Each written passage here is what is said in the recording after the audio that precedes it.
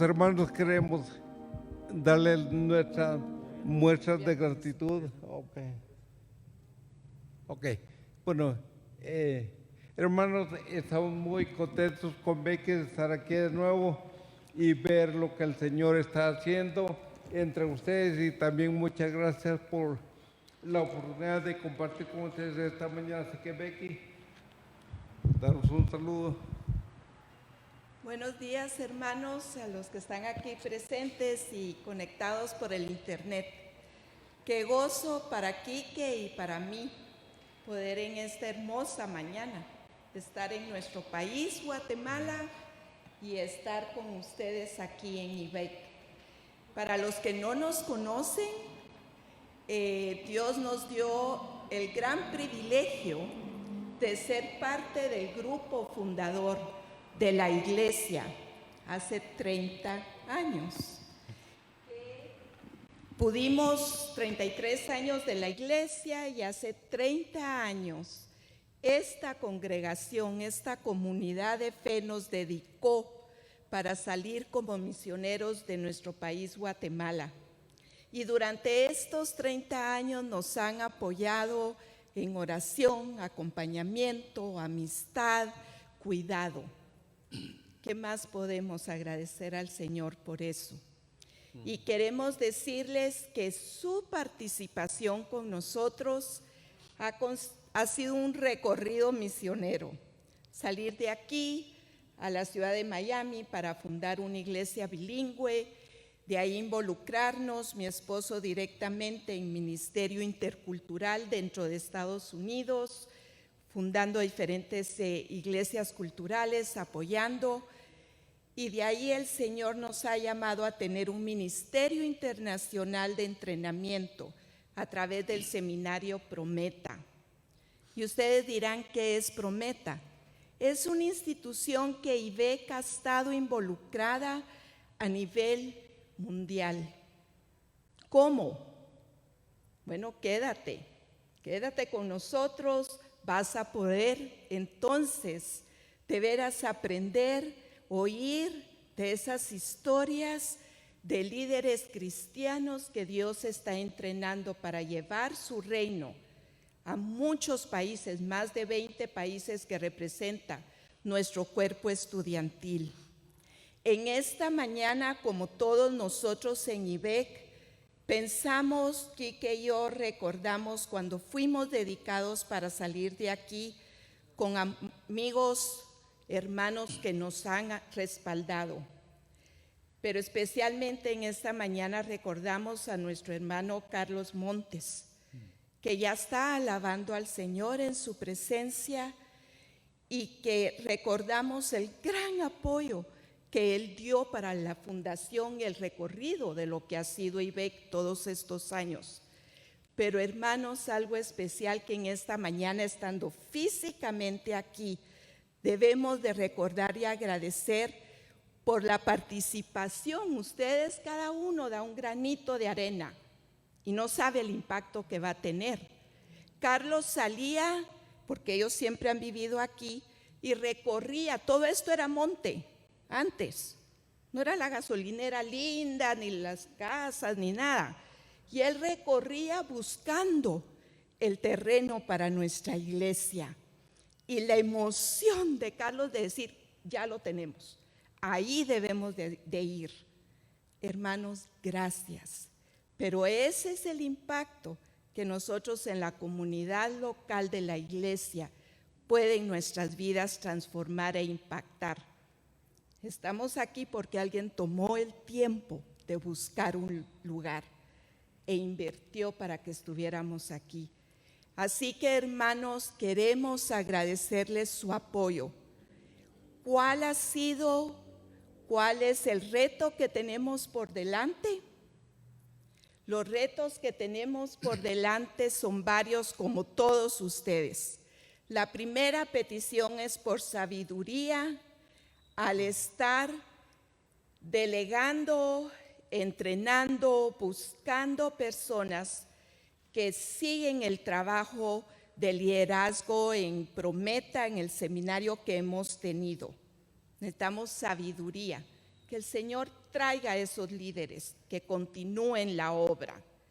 Segundo, queremos pedir oración por finanzas para nuestro seminario, porque damos muchas becas a personas como ustedes que tienen trabajo secular, pero quieren seguir aprendiendo de Cristo y mejorar sus herramientas para servir al pueblo de Dios, y les damos becas. También queremos pedir que estén orando. Necesitamos más profesores y mentores para que estos cursos sean ofrecidos en línea para muchos más líderes.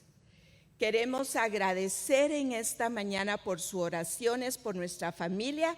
Cuando salimos de aquí, nuestros hijos, Héctor tenía 13 años, Lisa 10, han pasado 30 años y ellos también tienen sus decisiones y sus retos.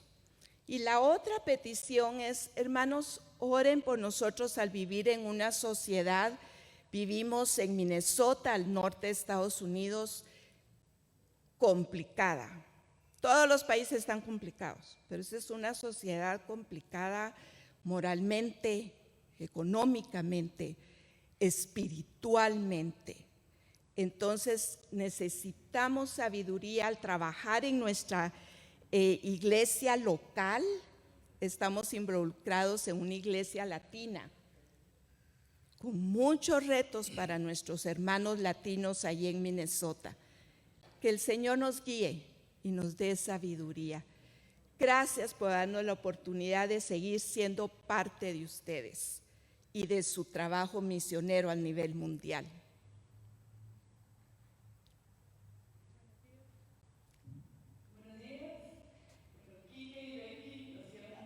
Y hoy tengo el privilegio de orar por ustedes. Espero no llorar, perdón. Bueno, vamos a orar. Padre nuestro que estás en el cielo, gracias Señor, te damos por este lindo día. Gracias porque podemos estar aquí. Gracias por Becky, por Quique, Señor. Te pido que los ayudes, que les bendigas. Gracias porque pueden estar aquí con nosotros en la iglesia. Te quiero pedir especialmente por unas peticiones, primero por su familia, Señor, por su salud, por todo lo que tienen que hacer ellos este año, por sus metas, por todo lo que ellos quieren realizar, Señor. Que tú les ayudes, les des sabiduría, Señor, les des fuerzas también en todo lo que tienen que hacer. Señor, también te queremos pedir por sabiduría para Prometa, Señor, para todos los cambios o todas las cosas que ellos quieren agregar a este movimiento, Señor. Te pedimos por maestros, por nuevas personas que puedan apoyarlos, Señor, y que esto vaya creciendo cada vez más, Señor. Te pedimos también, Señor, por provisión, Señor. Sabemos que las cosas son difíciles, pero para ti nada es imposible, Señor. Te pedimos que les ayudes a ellos, así como a las personas que van a estar ahí y a las personas que van a ayudar económicamente, Señor. Te pedimos también, Señor, por su iglesia local. Te pedimos que les ayudes, Señor, alrededor de donde ellos están, con sus vecinos, con las familias que ellos conocen, Señor, y con las que van a conocer. Te queremos pedir que tú siempre estés con ellos, Señor, y te agradecemos porque siempre nos das el privilegio de tenerlos aquí. Te quiero pedir por el día de hoy y que te quedes con nosotros en este día. En el nombre del Señor Jesús. Amén.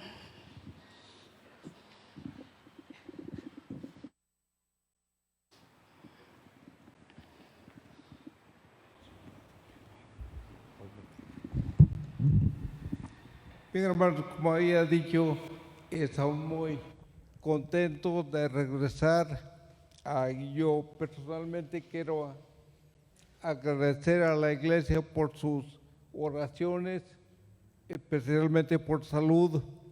He comentado antes que el problema de la ataxia que se llama ha sido muy desafiante, ha sido muy difícil de manejar, particularmente porque este problema de la ataxia es un problema que afecta tanto la movilidad, el balance, como también un poco de la articulación para hablar.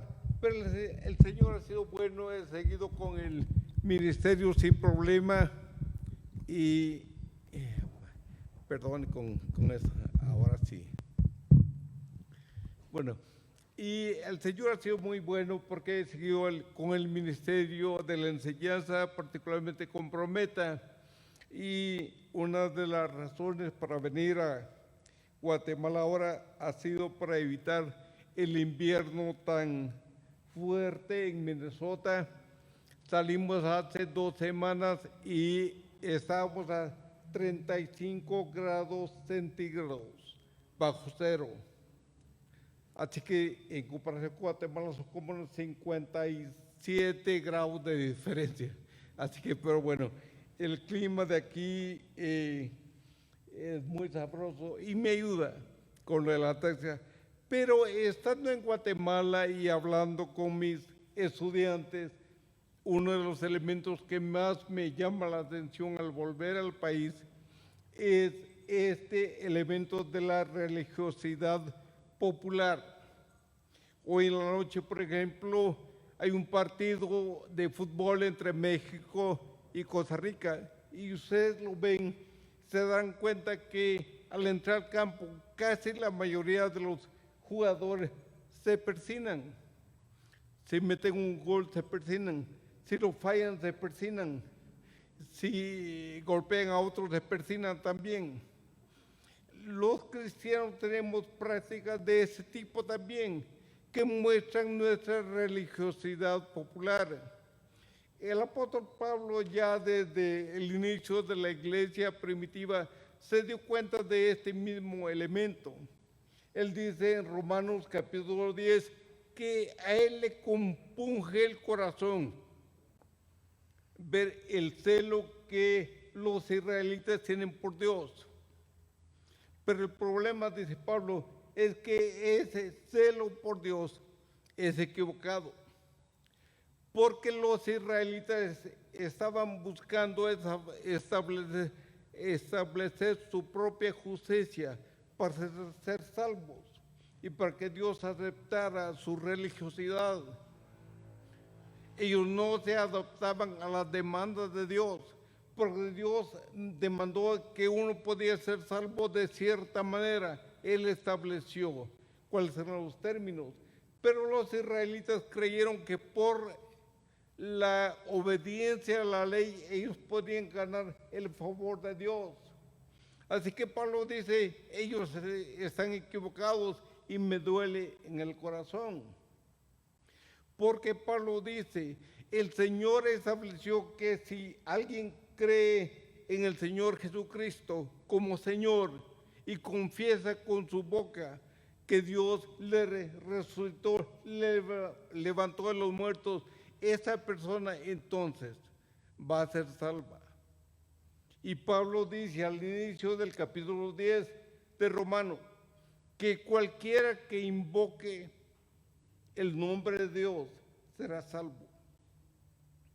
Y después de eso Pablo da una serie de preguntas que para mí puedo resumir con una frase: un abismo muy difícil de cruzar. Y yo sé que este pasaje de Romanos 10 se ha utilizado muchas veces en mensajes misioneros. Y yo llevo 30 años como misionero y una de las dificultades que encuentro es cómo predicar acerca de las misiones. Porque siempre enfatizamos mucho los pueblos no alcanzados, los números de cristianos o de personas que no conocen a Cristo. Con el hermano Julio en la mañana platicábamos y le dijimos, bueno, Julio, ¿cuál es uno de los retos para Ibeca ahora, para la iglesia? Y él dijo, el reto para nosotros es hacer discípulos. Pero ¿cómo puede hacerse discípulos en un contexto en que la gente cree que con ciertas prácticas religiosas ya agradó a Dios? Ir a la iglesia, orar cuando comen, o leer la Biblia de vez en cuando, o llegar a la iglesia para Navidad, Año Nuevo. Y piensa que de esa manera uno puede agradar a Dios. Pero cuando uno toma esa actitud, es imposible hablar de discipulado. Y por esa razón, esta mañana yo quisiera compartir con ustedes lo que ha cogido mi corazón por mucho tiempo de este pasaje. Pero lo que yo he descubierto en estas preguntas de Pablo me hacen pensar en que los no cristianos tienen un abismo muy difícil de cruzar para ser salvos. Y me hace pensar en ellos de una manera compasiva, porque las demandas de Dios son tan grandes, tan fuertes, que es difícil cumplir las demandas de Dios. Y no se puede hacer discípulos de una manera sencilla, simple. Lleva tiempo, lleva esfuerzo. Y cuando Pablo ha armado todo este argumento en Romanos capítulo 10 y versículo 9 dice: si confiesas con tu boca que Jesús es el Señor y crees en tu corazón que Dios lo levantó de los muertos, serás salvo. Pues déjame que lea en letra grande aquí. Pues es por creer en tu corazón que eres declarado justo a los ojos de Dios, y es por confesarlo con tu boca que eres salvo. Como nos dicen las Escrituras, todo el que confía en Él jamás será deshonrado. No hay diferencia entre judíos y los gentiles en este sentido. Ambos tienen al mismo Señor, quien da con generosidad a todos los que lo invocan. Y después Pablo tiene una serie de preguntas que muestran qué tan difícil es para uno cristiano ser salvo. Pero cuando un no cristiano se salva cumpliendo las demandas del Señor, entonces tenemos discípulos. Tenemos gente comprometida, gente fructífera, gente que el Señor usa para transformar el contexto social, cultural, eclesiástico. Pablo dice en el versículo 14 de Romanos 10, pero dice, ¿cómo pueden ellos invocarlo para que los salve si no creen en Él? ¿Cómo uno cristiano puede clamar, llamar, pedir ayuda a Dios sin conocerlo? Y muchas veces nos conformamos con decirle a un cristiano: no se preocupe, haga una oración sencilla, confiese su pecado, levante su mano y ya la vida eterna es suya. Pero Pablo dice: ¿cómo pueden clamar a Dios por ayuda si no lo conocen? Yo no puedo pedir ayuda a Machimón, por ejemplo, no sé qué es ese ídolo. No puedo clamar por ayuda para salvación, por ejemplo, a un dios budista o shintoísta. Pablo dice que los no cristianos tienen que creer, por ejemplo, que Dios existe, que Dios es el creador de todo cuanto existe, porque entonces podrá clamar a alguien superior a él, pensando que ese alguien es superior y puede resolver su problema. Hay mucha gente, por ejemplo, que está agobiada por el pecado, por una adicción, por ejemplo, por un pecado continuo, y está buscando respuestas. Va a los ídolos, va a San Judas Tadeo, busca por la ciencia, busca por todos lados. Pero Pablo dice: ¿cómo pueden los no cristianos invocar a aquel en quien no han creído? Y es un paso que nosotros como cristianos tenemos que tomar en cuenta cuando hablamos con un no cristiano. Pero Pablo sigue diciendo lo siguiente: pero ¿cómo pueden ellos invocarlo para que los salve si no creen en él? ¿Y cómo pueden creer en Él si nunca han oído de Él? ¿Cómo pueden creer en Dios si nunca han escuchado de Dios? Y yo sé que cuando hablamos de las misiones, generalmente hablamos de los pueblos no alcanzados en África, en India, en las junglas de América Latina. Pero aquí mismo en Guatemala, o su tío, o su mamá, o su hermana, o su amigo, su compañero de trabajo. Pablo dice, ¿cómo pueden creer en Dios si no hay quien se los declare, les diga quién es Dios? Así que esta responsabilidad es de nosotros como iglesia, como cristianos, ir con un no cristiano y decirle, ese es el Dios en el cual puedes creer. Y eso es un ejercicio bíblico, teológico, si quieren. Es explicarle a uno cristiano quién es Dios. En primer lugar, Dios es el creador de todo cuanto existe, Él es eterno, sin Él nada de lo que ha sido hecho fue hecho. Pero también que ese Dios, que es superior a todo porque es el creador, es también el Dios que puede restituir la vida cuando una persona está dispuesta a seguir sus demandas. Porque ese Dios que nosotros proclamamos es un Dios compasivo, pero también es un Dios justo. Y la gente tiene que entender que en su naturaleza pecaminosa, humana, necesita un Salvador.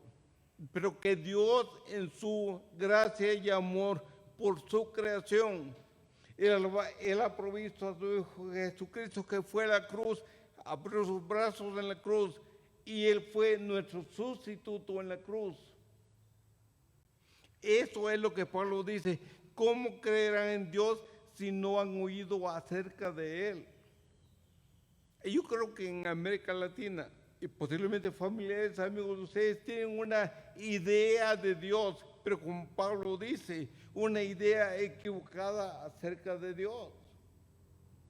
Yo me encuentro en conversación con estudiantes, por ejemplo, aún estudiantes cristianos que no tienen mucha idea de quién es el Dios en el que creen.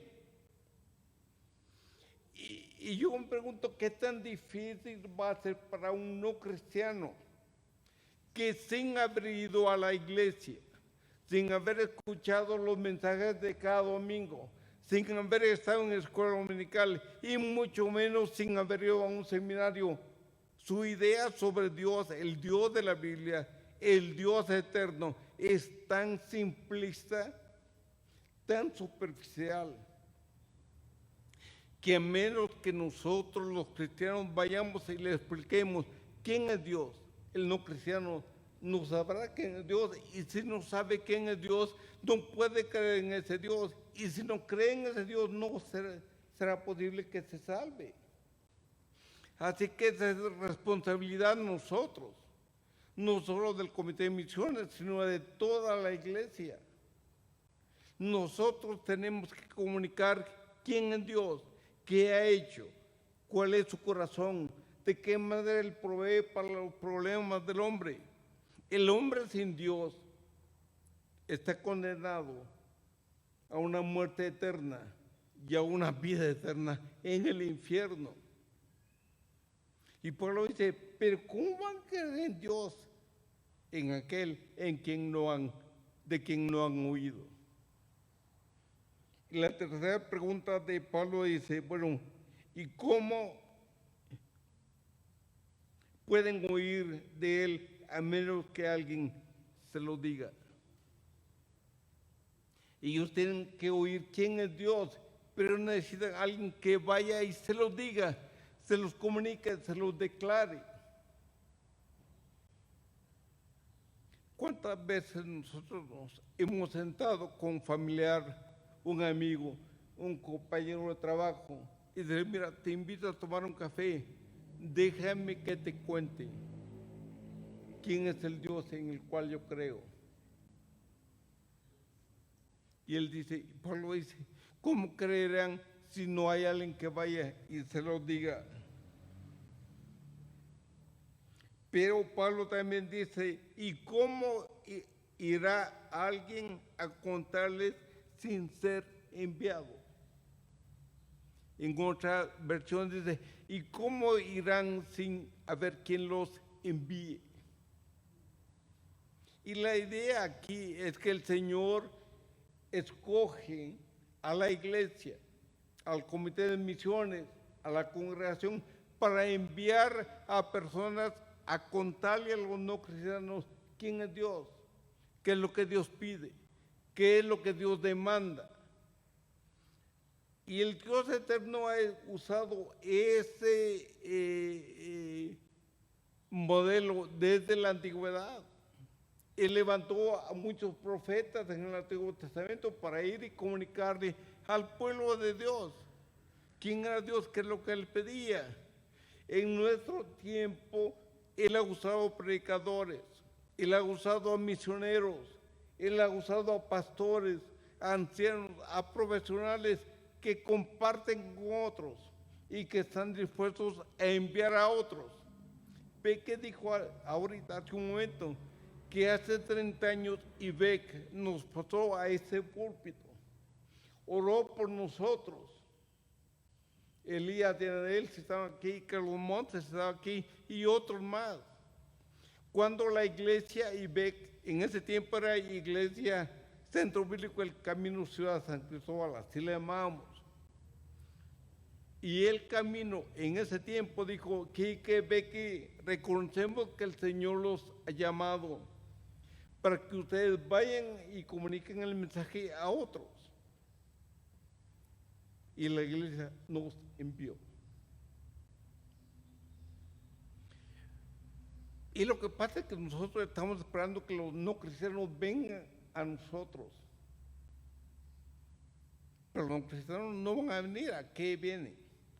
No hay nada que los impulse a venir a preguntarnos a nosotros.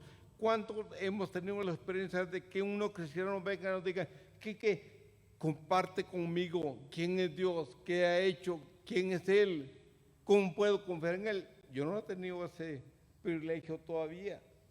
Y sin embargo, las calles de Guatemala están llenas de gente que no conoce al Señor. En las selvas de África, de Brasil, etcétera, hay miles y millones de gente que nunca ha escuchado del Señor, a menos que enviemos nosotros a alguien que vaya y les cuente quién es Dios. Así que, hermanos, cuando Julio y el comité de misiones aquí se para aquí y dice, hermanos, tenemos que enviar, necesitamos una ofrenda por la promesa de fe para seguir enviando misioneros. Pablo dice, ¿cómo irán a contarle a los no cristianos quién es Dios y cómo ser salvos a menos que alguien los envíe? Así que, hermano, cuando el comité de misiones aquí viene a invocar e implorar que ustedes apoyen el ministerio de las misiones, están justo en lo que Dios ha provisto y ha demandado. La iglesia debe enviar a alguien. Ahora, a nivel humano, yo quiero pedir permiso para hacer otra pregunta. Eso a nivel humano no está en la Biblia. Pero la última pregunta que yo haría es, ¿y cómo enviarán si no hay quien quiera ir? Eso no está en la Biblia. Pero lógicamente la pregunta que sigue, porque Pablo dice, ¿cómo irán sin haber quien los envíe?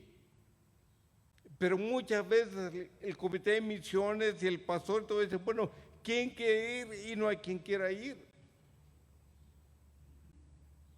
¿Y cómo se van a salvar los perdidos si nosotros no vamos? Pero si ustedes ven, todas estas preguntas tienen que ver con qué tan difícil es para un no cristiano que no sabe, no conoce, no pregunta ser salvo. A menos que nosotros como iglesia pasemos por esos puntos. Si usted tiene a su mamá, su papá, un tío, un sobrino, un compañero de trabajo, un amigo, que no conoce al Señor.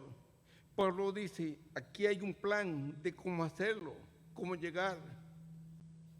Este amigo suyo no va a invocar, a clamar a aquel en quien no ha creído.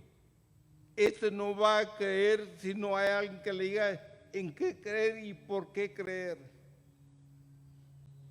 Y eso no van a creer si no han oído a alguien que se los diga. Y no van a contar sino a alguien que los envíe. Y no van a ir si nadie se apunta para ir. Hace 31 años yo trabajaba como ingeniero electricista en Guatemala, 3 empresas juntas, y yo dirigía las 3 con futuro muy lindo, promisorio, etcétera. Guatemalteco, puro chapín. Y el Señor me dijo, Enrique, no más ingeniería, porque quiero que vayas a las misiones. Y fue tan crucial, tan claro el llamado del Señor, que yo fui con mi hermano y dije, Mario, el Señor parece que me está llamando a la misión. Me dijo, por supuesto, hace rato que deberías haber ido. Le digo a mi mami, fíjese que está pasando mi hijo, hijito, cuando se nació. Y después yo me convertí al Señor. Yo lo entregué a usted al Señor. Así que si se va, yo feliz de la vida. Le dije a mi mejor amigo en Guatemala, Marco, ¿qué pensás? Me dijo, por supuesto, hermano, ahí te miro. Todos me dijeron eso. Y le digo a Becky, fíjate que de misioneros sin sueldo, con ofrendas, no seguras, a dónde, no sé a dónde vamos a terminar. Y ella, hija de misionero, me dijo, por supuesto me casé contigo porque sabía que ahí íbamos a terminar. Y hermano, la mejor aventura para Becky y para mí ha sido esa. Comenté anoche en una reunión del grupo de aquí de la iglesia,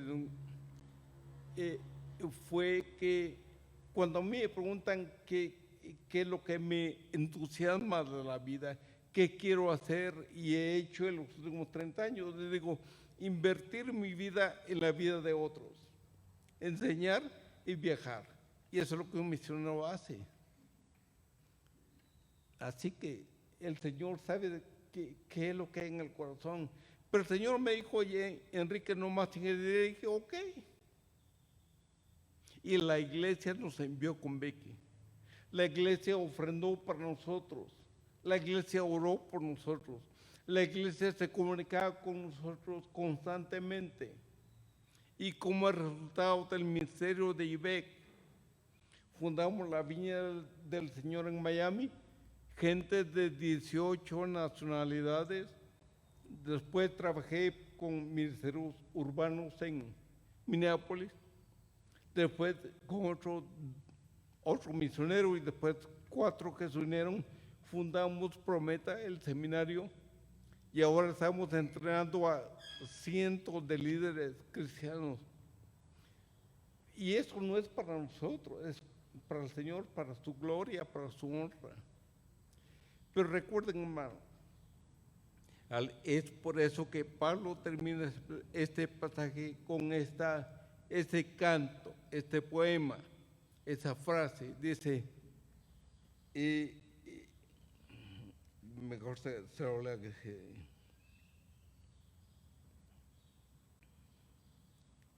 qué hermosos son los pies de los mensajeros que traen buenas noticias. Si usted está pensando en qué invertir la vida, posiblemente ya se jubiló, se va a jubilar, o es joven, no sabe qué hacer, déjeme decirle que el Señor le invita a que en usted se cumpla esta palabra. Qué hermosos son los pies de los que anuncian la paz, de los que traen buenas nuevas de salvación. Así que, hermanos del Comité de Misiones, yo quiero animarlos a ustedes. Y como congregación, hermanos, un no cristiano lo tiene muy difícil para convertirse. Porque no sabe, no oye, nadie va a buscarlo. y es tarea nuestra. Déjenme terminar con esto. El apóstol Pablo en su segunda carta, capítulo 3, dice que no es que el Señor Jesucristo haya retardado su segunda venida, sino que Dios es paciente para con nosotros los cristianos,